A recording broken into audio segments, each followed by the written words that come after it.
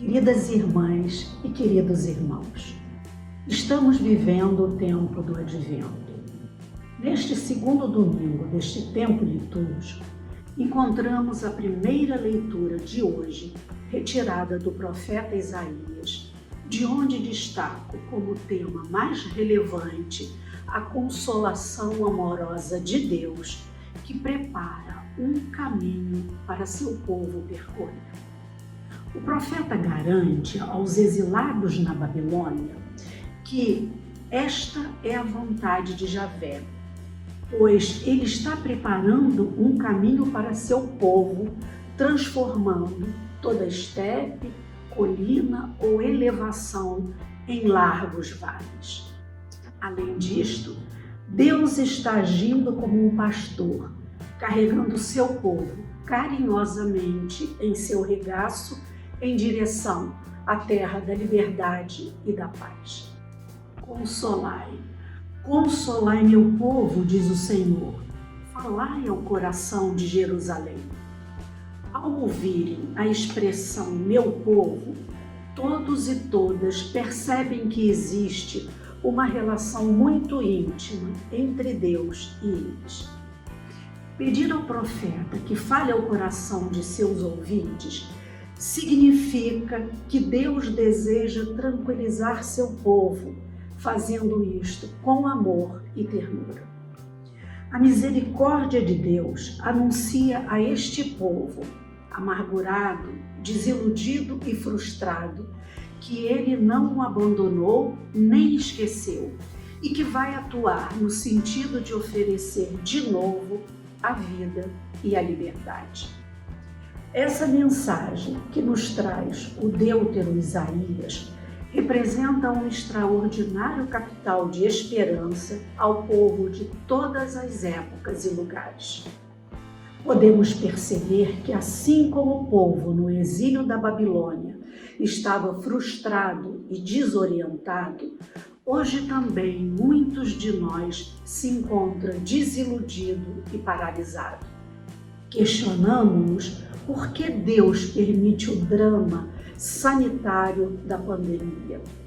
Por que permite a crise política mundial, as fake news, a devastação do meio ambiente, a desigualdade gritante e cruel entre os seres humanos, o preconceito mortal em relação a qualquer tipo de diferença, seja racial, econômica, social, intelectual, de gênero, de nacionalidade, a crescente onda de conservadorismo e fundamentalismo religioso, além de muitas outras mazelas que enfrentamos nos dias de hoje. Além disso, ao olharmos numa outra direção, vemos que no tempo do profeta haviam outras pessoas do povo instaladas e acomodadas em seu pequeno mundinho, desfrutando do conforto e das benesses da riqueza e do poder que haviam adquirido. Se olharmos nossa realidade de hoje, encontramos pessoas vivendo esta mesma realidade atroz, quando muitos se locupletam da cruel desigualdade que assola nossa sociedade e, dentro de uma perspectiva da meritocracia, acreditam merecer o que há de melhor e o usufruir egoisticamente. Pensam estar protegidos de todo o mal que atingem os outros companheiros e companheiras de caminhada, tratando-os com egoísmo, indiferença e exclusão. Como cristãos e cristãs, devemos nos perguntar: em qual dos dois grupos me encontro? O dos desiludidos e paralisados ou o dos acomodados em sua riqueza e poder? Será que percebo que há possibilidade de esperança e conversão nos dois grupos, pois Deus está preparando amorosamente um caminho para eu percorrer em direção à verdadeira liberdade? Em concreto, O que me impede de percorrer este caminho e renascer para uma vida mais humana, livre e feliz? Os bens materiais? A posição social? O comodismo? O medo? O egoísmo? O advento é um tempo favorável para limparmos os caminhos da nossa vida, de forma que Deus possa nascer em nós e, através de nós, libertar o mundo. Enfim, é preciso correr riscos. É preciso ousar e romper as correntes que nos mantêm fechados em nosso mundinho confortável e supostamente protegido.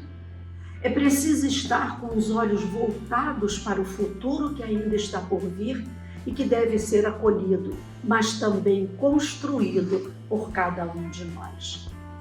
A segunda leitura da liturgia de hoje, vamos encontrá-la na Carta de Pedro, e dela destaco como principal mensagem a vigilância necessária diante da imprevisibilidade da parousia, a segunda vinda de Jesus. Os cristãos e cristãs dos primeiros tempos, a quem a carta é dirigida, estavam convencidos da iminente chegada de Jesus para eliminar definitivamente o mal e para instaurar permanentemente o reinado de Deus. No entanto, o tempo passava e a segunda vinda do Senhor não acontecia. Os crentes estavam decepcionados e eram objetos de deboche. O autor da carta, então, explica-lhes as razões pelas quais o Senhor ainda não veio.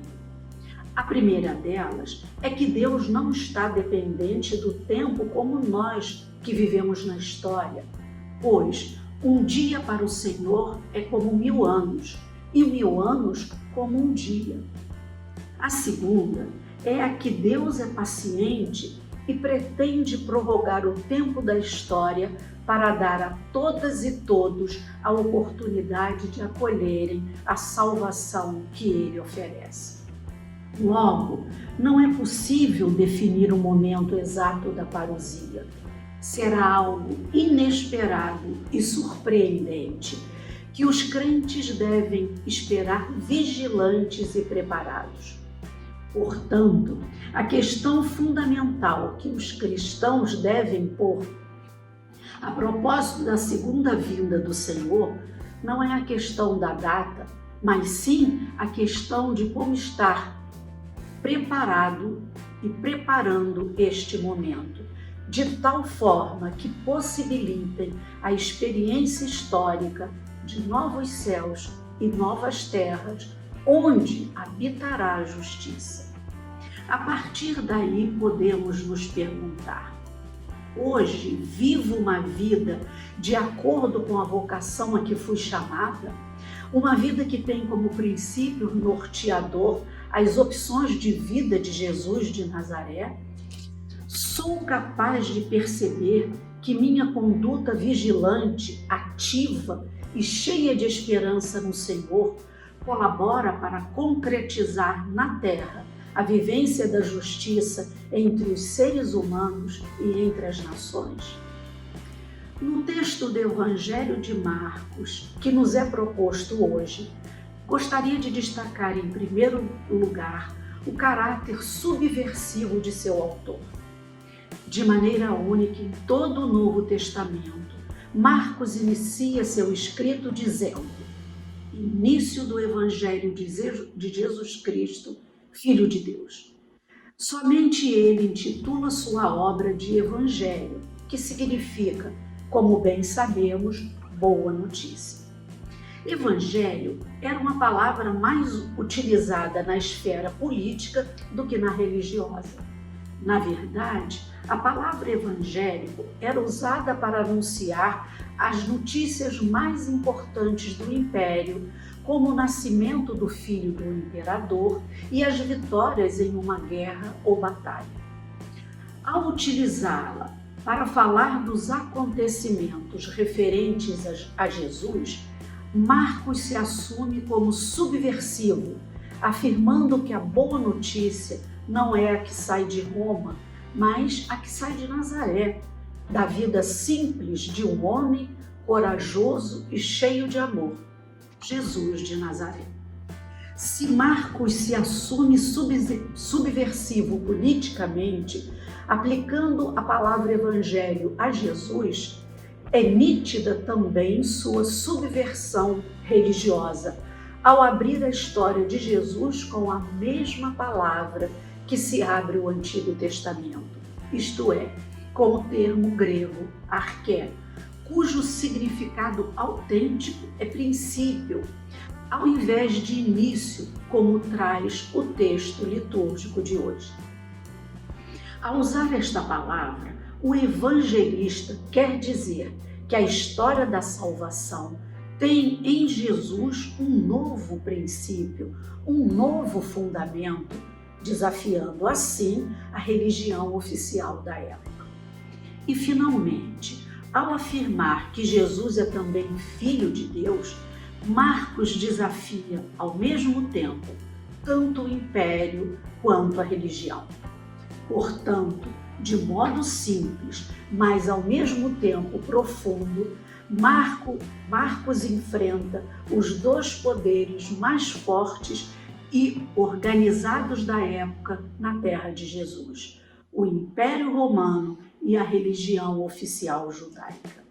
Podemos nos perguntar: sou seguidora de Jesus que, com coragem e ousadia evangélica e subversiva, aponto com ousadia a política que assola a nossa sociedade, a do ódio ao diferente, seja ele estrangeiro, pobre, negro, mulher, LGBTQIA+, povos originários, enfim, uma sociedade violenta, truculenta, assassina, que invisibiliza quando não descarta os pequenos e que dá mais valor ao dinheiro do que à vida?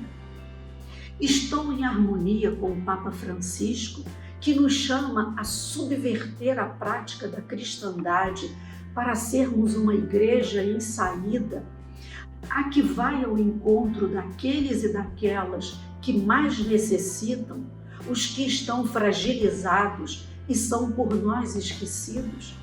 Sou capaz de incluí-los no seio amoroso da igreja, como faz uma mãe amorosa, sem julgá-los moralmente? Tenho a ousadia de viver a economia de Francisco e Clara, a economia subversiva da partilha e não a da acumulação? Até aqui, refletimos apenas sobre o primeiro versículo deste Evangelho, que funciona como seu título e introdução geral. A partir daí, aparece o profeta João Batista, que faz a transição entre o Antigo e o Novo Testamento, convidando os seus contemporâneos e, claro, os homens e mulheres de todas as épocas a percorrer um caminho autêntico de conversão, de transformação e de mudança de vida e mentalidade. Deste texto, destaco João, o batizador, como o mensageiro enviado por Deus para preparar o caminho do Senhor, apontando como o verdadeiro Messias. Marcos, ao falar de João, faz citações tiradas da Torá e dos profetas, sugerindo que ele é aquele do qual falavam as promessas antigas e que devia vir anunciar e preparar o povo de Deus para acolher a intervenção definitiva de Javé na história. João devia preparar o caminho do Senhor, removendo os obstáculos dos corações do povo pelo arrependimento, para acolher melhor o Messias esperado. Sua pregação é feita no deserto, para lembrar ao povo que foi lá onde os israelitas, libertados do Egito, passaram de uma mentalidade de escravos a uma mentalidade de mulheres e homens livres, de uma mentalidade de egoísmo a uma mentalidade de partilha. João se vestia de pelos de camelo e se alimentava de gafanhotos e mel silvestre. Como podemos perceber, ele não se vestia com a púrpura sacerdotal a que tinha direito como filho do sacerdote Zacarias, mas se vestia com o traje dos homens do deserto, daqueles que não possuíam riqueza nem opulência. O estilo de vida de João, sóbrio, desprendido, austero e simples, é um convite claro à renúncia aos valores do mundo e é uma interpelação à sociedade de seu tempo e à de todos os tempos. Finalmente, o que é que João diz sobre o Messias libertador? Com consciente humildade, diz não ser digno de desatar a correia de suas sandálias e acrescenta ainda que o Messias terá a força de Deus e a sua missão será comunicar esse Espírito de Deus, Espírito que transforma, renova e recria os corações de homens e mulheres. Portanto, João anuncia que aquele que vem depois dele é alguém mais forte e poderoso que ele. A partir daquilo que o Evangelho nos apresenta hoje, podemos nos perguntar: se Deus convida o ser humano à transformação e à mudança através de profetas de ontem e de hoje, a quem chama e a quem confia a missão de questionar o mundo e os seres humanos, estou atenta aos profetas que questionam meu estilo de vida e meus valores? Dou crédito às suas interpelações ou os considero figuras incomodativas, ultrapassadas e dispensáveis? E eu, constituída profeta desde o meu batismo, sinto-me enviada por Deus a interpelar e a questionar o mundo e meus irmãos e irmãs? Estou hoje preparando o caminho do Senhor? O estilo de vida de João é uma forte interpelação à nossa sociedade consumista e poluidora do meio ambiente. Ele é um homem que está consciente das prioridades e não dá importância aos aspectos secundários da vida, como a roupa de marca, a alimentação cuidada ou ao poder religioso ao qual tinha direito. Então, a partir daí, cada um de nós pode se perguntar: quais os valores que eu considero fundamentais? Quais são aqueles que marcam minhas decisões e opções? Como me situo frente a valores e a um estilo de vida que contradiz totalmente os valores do Evangelho? Entro na onda e sigo o que é feito pela maioria, que não segue os parâmetros do Evangelho? Finalmente destaco a frase que é, de certo modo, a principal mensagem do Senhor, do Evangelho de hoje. Preparemos o caminho do Senhor. Como fazer isto? A urgência é seguramente dar a Cristo todo o espaço em nossas vidas, isto é, limpar o terreno, permitindo que ele nasça no íntimo da vida de cada um de nós. O advento pode ser assim, se o desejarmos, um tempo de desapropriação para melhor encontrar Cristo. Ao longo desta segunda semana, o apelo que nos é dirigido é o de procurar e libertar espaços para que o Senhor venha. Só assim poderemos clamar do fundo de nosso coração: vem, Senhor, Maranata.